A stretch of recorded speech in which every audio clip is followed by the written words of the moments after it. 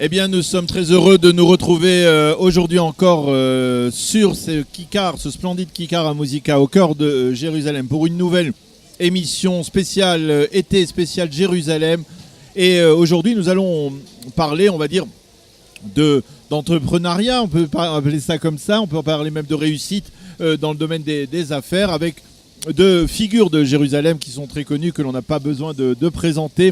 Le premier, dois-je vous le présenter, c'est Abraham Azoulay, qui est le fondateur, le directeur, l'âme du Petit Hebdo, du célèbre Petit Hebdo, et Laurent Boubli, qui est un des grands agents immobiliers de cette ville de Jérusalem. Alors ensemble, nous allons parler un peu du développement, on va dire, du développement économique de cette ville, et en particulier dans la communauté francophone.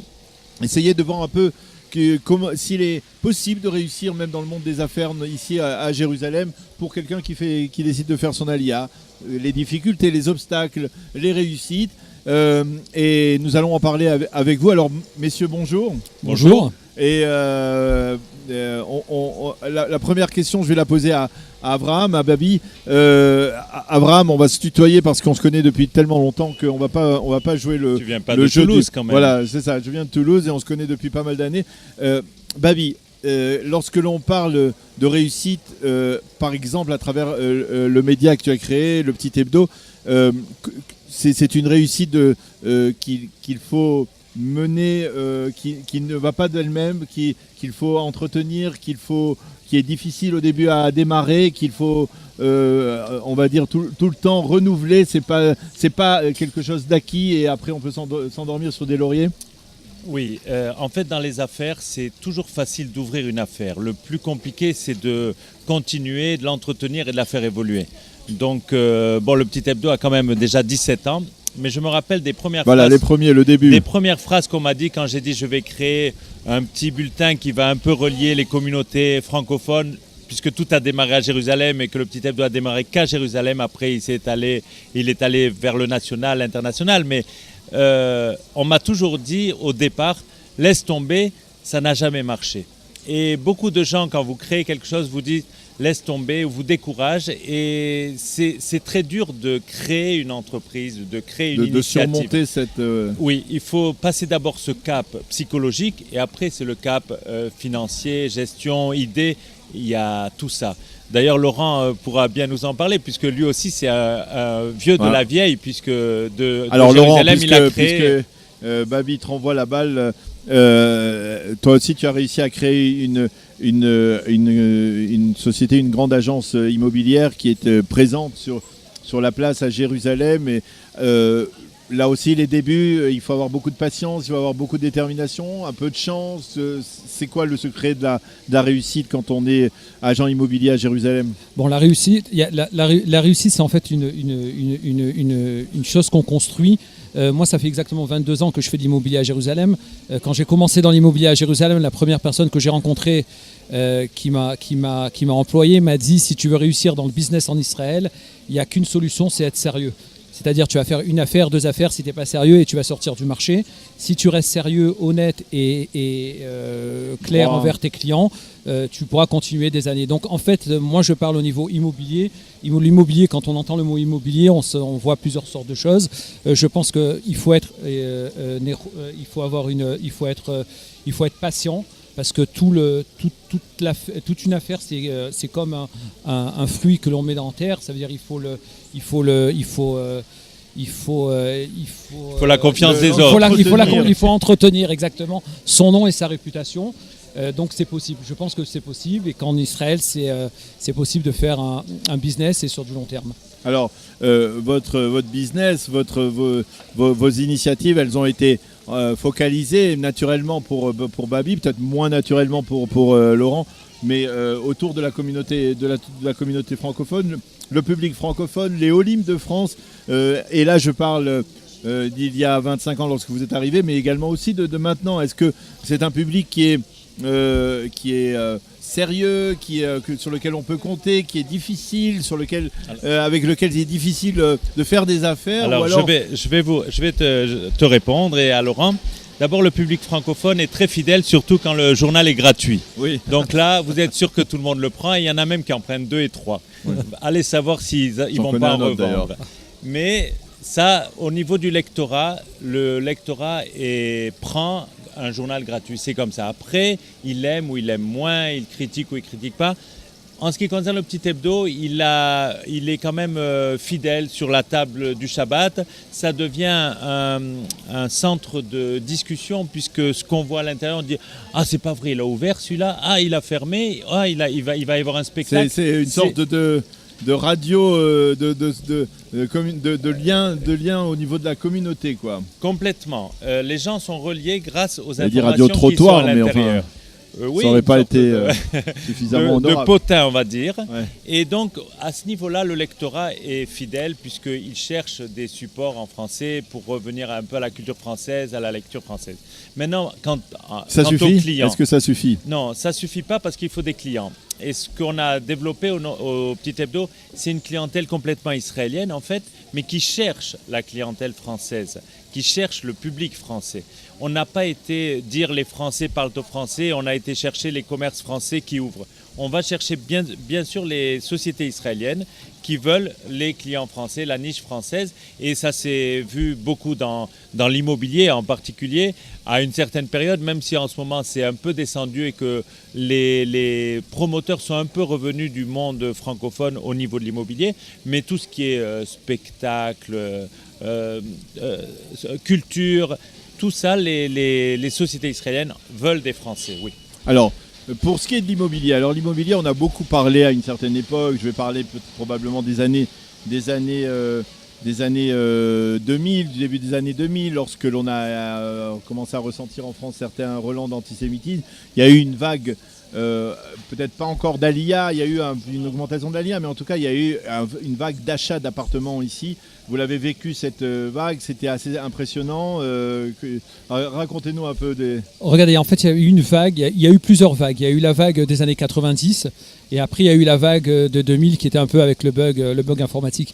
Pour revenir un peu à l'immobilier aujourd'hui, parce que Babi a parlé un peu d'immobilier aujourd'hui, l'immobilier aujourd'hui, c'est vrai qu'il est un peu plus calme, mais il y a beaucoup d'acheteurs. Il faut comprendre que le marché israélien, les acheteurs aujourd'hui du marché immobilier, je dirais à 95%, c'est un marché d'Israéliens. Ce n'est pas un marché de gens de l'extérieur. C'est vrai qu'il y a des Français qui achètent, c'est vrai qu'il y a des Américains, des Anglais qui achètent, mais il ne faut pas oublier que la majeure partie du marché, c'est un marché israélien. Donc aujourd'hui, on vit vraiment ce que c'est en fait le marché israélien. Aujourd'hui, un promoteur va beaucoup plus se retourner vers le marché israélien que le marché français ou le marché anglais.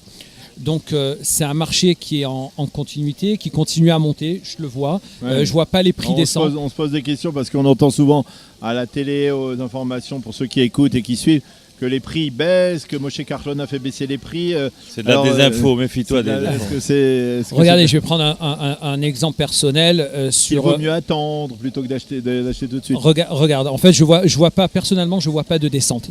On va parler au niveau du prix, je ne vois pas de descente. Et je ne vois pas de descente dans le futur. En tout cas, sur Jérusalem, Tel Aviv, les quartiers qui sont plus ou moins le centre de Jérusalem ou le centre de Tel Aviv, il n'y a plus de terrain. Donc, du moment où il n'y a plus de terrain, les prix ne peuvent qu'augmenter et ne peuvent pas baisser. Et la demande reste toujours haute. C'est-à-dire que les Olim Khadashim aiment bien, par exemple à Jérusalem, veut dire sur Baka ou German Colony ou Mekor Chaim. Et si aujourd'hui on cherche un terrain dans ces quartiers ou un immeuble neuf, il n'y en a pas. Donc la personne qui vend son appartement recevra le prix de l'appartement auquel il a demandé. Donc personnellement, je reviens sur mon avis personnel, je ne vois pas de descente. Et j'en vois pas dans le futur. Et pourquoi dans l'immobilier, ils ne s'intéressent plus aux Français et aux Américains ? Le pouvoir d'achat, je pense, français est beaucoup descendu. C'est-à-dire qu'aujourd'hui, quand on parle à Jérusalem d'un appartement moyen d'un 3 pièces, on va parler de 2 500 000 shekels. De tête, ça doit faire à peu près 600 000 euros. D'accord ? Donc 600 000 euros, c'est quand même une somme. Aujourd'hui, pour 600 000 euros, je pense qu'en France, on peut s'acheter un bel appartement dans un bon quartier. Moi, je viens de Marseille, on peut acheter sur le Prado, on peut acheter dans des endroits assez huppés. Quand on vient sur Jérusalem, avec 2 500 000 shekels, on va avoir en 3 pièces. On est plus sur la villa. Je vous donne un exemple. La semaine dernière, il y a un couple de retraités de Marseille qui m'ont appelé. Ils ont vendu leur maison à Marseille, 2 500 000 shekels. Ils voulaient exactement identique dans le centre de Jérusalem, proche des murailles. Ça n'existe pas, ou à moins que que ça soit en euros, 2 500 000 euros. Ils peuvent aller prier au Kotel gratuitement, non? Ouais. Effectivement, c'est pas évident. Au niveau de Jérusalem comme une sorte de capitale des affaires. Alors, on a l'habitude de parler de Tel Aviv. Tel Aviv, c'est le centre névralgique du monde des affaires en Israël. Mais Jérusalem, il me semble, et dites-moi si je me trompe, c'est pas mal développé dans ce domaine.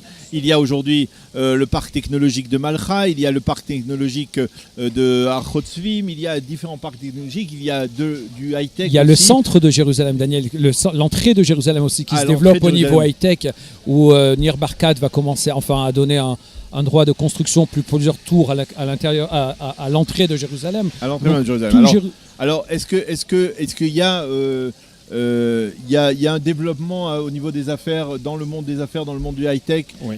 À Jérusalem, qu'on ne connaissait pas il y a encore 10 ans? Voilà, il y a 10 ans, c'est vrai que Jérusalem faisait image de ville pauvre et donc on ne parlait pas business à Jérusalem. Aujourd'hui, on parle beaucoup aussi de tourisme à Jérusalem, c'est très très important. Et ça dépasse même Tel Aviv au niveau des locations d'appartements. Il y a vraiment un vrai mouvement à Jérusalem. Et on parle aussi beaucoup plus d'affaires à Jérusalem qu'avant, même si c'est vrai que le centre névralgique, c'est Tel Aviv et les environs, et qu'au niveau de la mentalité, on pense que quand il faut faire du business ou faire bouger les choses, c'est à Tel Aviv. Toi, tu avais pris une initiative de créer une sorte de club, d'entrepreneurs francophones, oui. Ici à Jérusalem. Je sais pas, ça a marché, il y en complètement. A beaucoup. Il y a beaucoup d'hommes d'affaires à Jérusalem. D'ailleurs, Laurent, tu étais venu aussi à un petit déjeuner. Bon, dès qu'il y a un petit déjeuner, il vient. Oui. Et il y avait un petit déjeuner où on fait rencontrer les hommes d'affaires, on fait un networking et on amène un invité, des invités prestigieux. On a même invité le patron de ce Kikar, qui était Laurent Lévy, et qui est venu parler. On a fait en fait le tour du pays. On était à Tel Aviv, Netanya, Ranana, Jérusalem. Et c'est un système qui marche bien pour que les hommes d'affaires se rencontrent entre eux et fassent du business entre eux. Donc oui, les Français sont quand même dynamiques, hein, ils ne dorment pas. Hein. Alors, je voudrais vous poser une dernière question, la même question que j'ai posée à tous nos intervenants durant ces émissions consacrées à Jérusalem. Jérusalem, qu'est-ce que ça représente pour vous? S'il devait y avoir un site, un endroit, un lieu qui vous marque, qui continue à vous émouvoir lorsque vous y rendez, lequel ça serait, Babi?